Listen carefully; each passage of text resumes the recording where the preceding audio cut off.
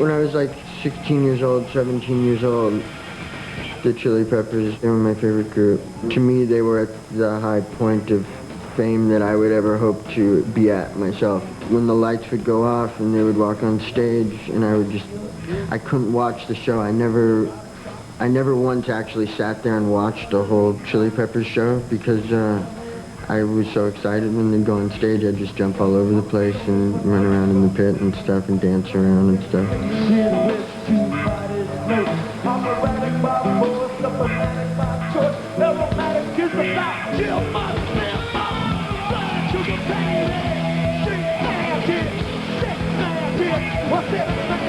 I would always say, okay, this time I'm just going to watch the show, and I could never do it. Once in a while I would look up and whatever I would see would sort of freeze in my mind, you know, like a photograph. You know, luckily I never had to get a job or anything because I ended up joining the Chili Peppers like the day my dad told me he wouldn't give me any more money.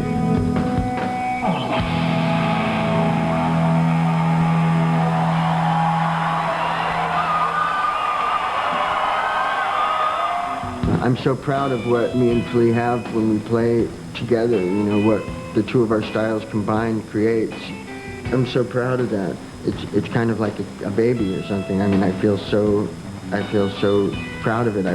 The years when I didn't have it, you know, when I was just spending my time just shooting drugs and had no musical life anymore. And, you know, although me and Flea were friends, we didn't really see much of each other. It was a huge sadness inside me that had disappeared, you know. It just means everything to me to have that. So in that sense, I'm very connected to these three people because I feel like that I was born to play music with them.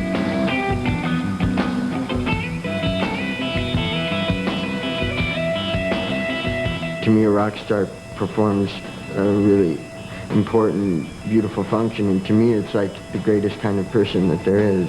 When you're a rock star, you're yourself, and that goes without saying, but you're many other things, you know. You're other things to different people. You're as many different people as there are people who have images of you. And, you know, if you have 500,000 fans, you're 500,000 different people.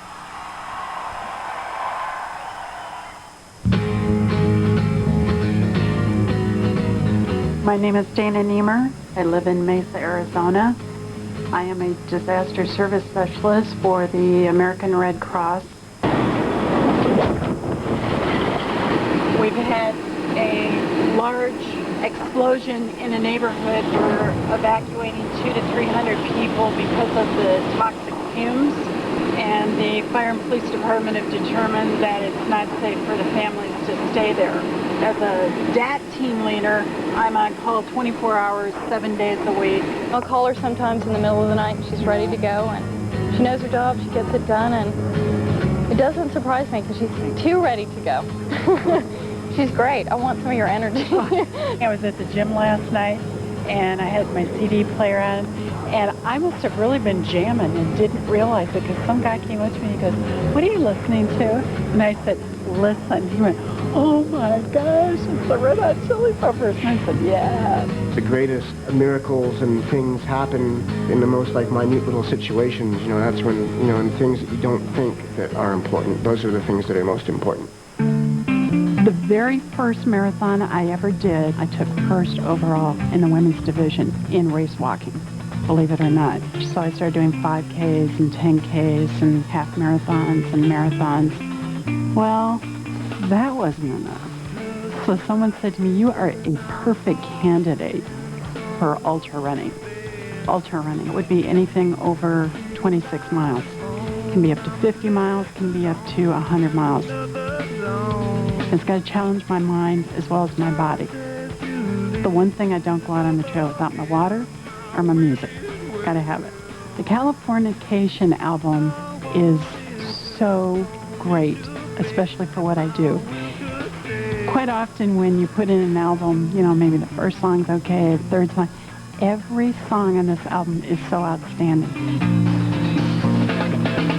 It's such a way to be wasted in the first place. I wanna taste the taste of being face to face with common grace.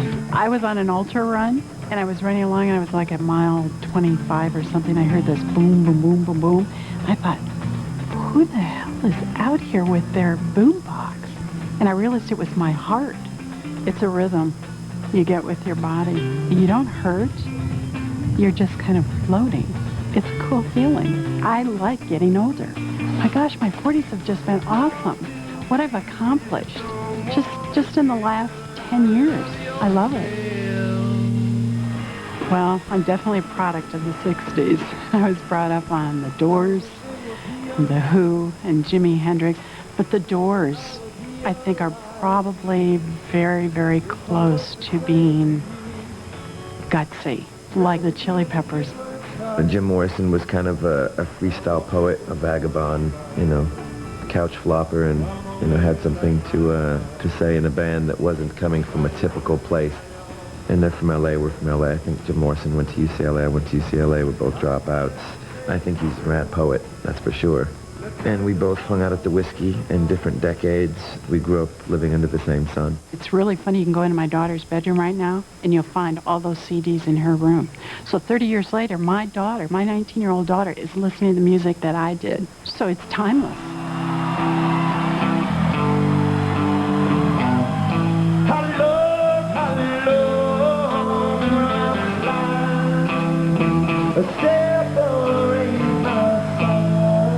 I'm not really good with words, so I really appreciate it when someone can take a feeling that I might have and put it into words, but then to put it to music.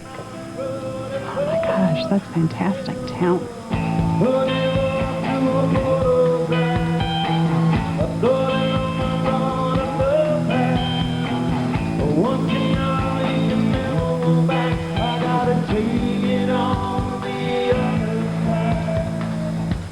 Yeah, and sometimes, you know, it isn't all about revealing some, you know, shadowy aspect of your heart. Sometimes it's just games with words, you know, games with rhymes, games with, you know, making sculptures of ideas and you know, textures of words that rub each other in a strange way.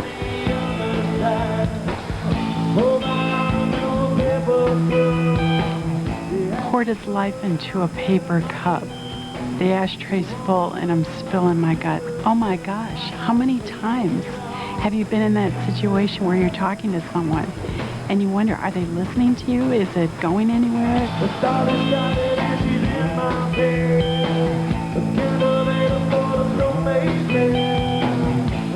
I ran down to the record store and said, okay, give me 2 of the best seats, because I knew I was going to take my daughter. My husband, he was like, okay, I'll pass this one. You and Jordan go. We're like best friends and mother and daughter, so it was really neat that I could go with my mom to something like that. When I first walked in, I thought, gosh, how long has it been since I've been to a concert like this? I walk in the door, and the first thing, someone threw a condom at me. They had girls walking around with bags of them, and I'm like, oh, they didn't do this in the 60s.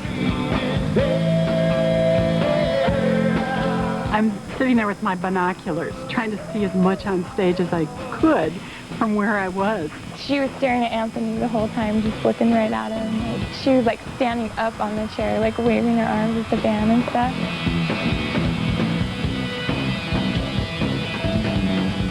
I'm jumping up and down like I'm 16 years old. I am just having so much fun.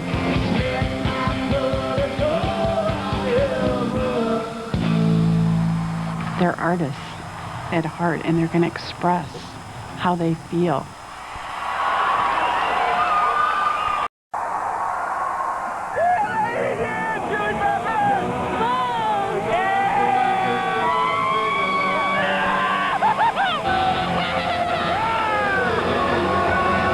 Fans all the way. This is the guy you want! We just drove 5 hours, so we've been psyched about this for months. We've seen 10 at least, man. We still got 2 more to go to. Waste a lot of money driving across country, everything. We had to cook hot dog buns. We had no food. Actually, I have a pepper on my ass if you want to see it. It's pretty cool, though. When you're backstage at a Chili Peppers concert, it's like a family attitude. It's not just the girls and the partying. It's more you're there for the event. You know what? And then show up late. That's all it takes. Show up late. Usually that guy's in our dressing room for the hour before the show drinking all our booze. That's true. It's not true. We're the Breakfast Firecrackers says boom bah. Chili peppers, rah, rah, rah. Because we love the chili peppers. They play great live. It's the whole punk tour we warmed up the Uplift Mofo party plan.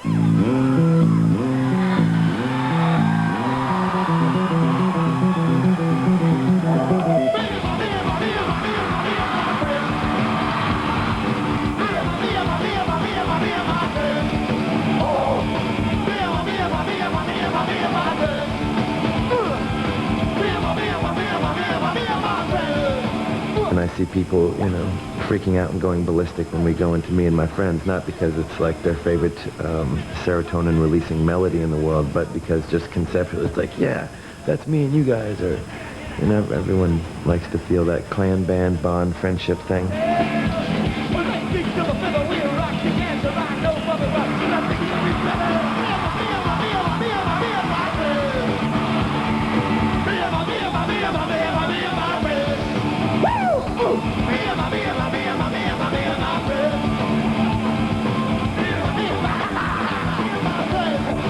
By the time I was 11 years old, I was gone out of my house. You know what I mean? It was like, and our friends, we raised each other, and we are the ones that have been there for each other. And, you know, we are the ones who have made the huge mistakes together and learned together and been there to love each other and to be raw and vulnerable with each other and to trust each other. And, you know, that's what family is about.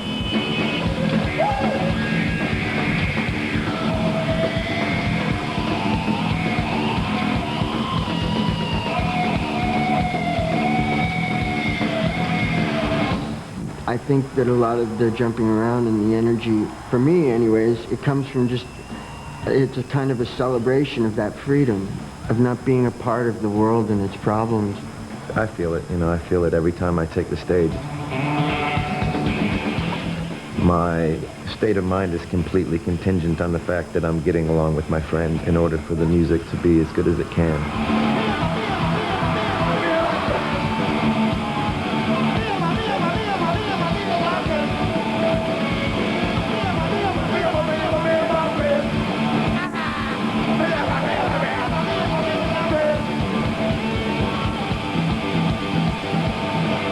Compliments of the Foo Fighters, thank you.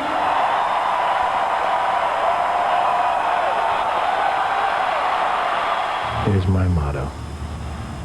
Have a good time all the time. That's what I think.